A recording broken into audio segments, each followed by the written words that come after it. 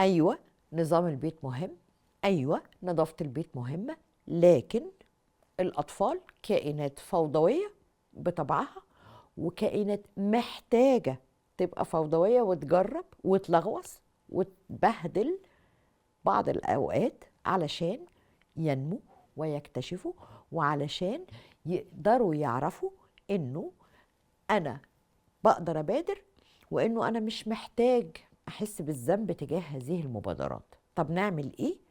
نعمل بعض الأماكن اللي مسموح فيها بالعك ده، نعمل وقت نقعد فيه في المطبخ مع بعض نكتشف الحاجات ونعك، ونعمل حاجة وتبوظ وناكلها مع بعض وعادي تمام طالما هي آمنة لصحتي ولصحة الطفل.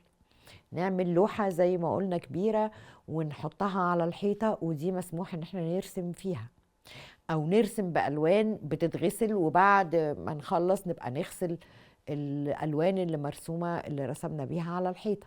فاحنا محتاجين ندي مساحة للإبداع والابتكارات والاختراعات بتاعت الأطفال، ومحتاجين إنه احنا كمان نشارك. ده من أكتر الحاجات اللي بتعمل ترابط بين الطفل وبين ولي الأمر، المشاركة مع بعض في الهبل.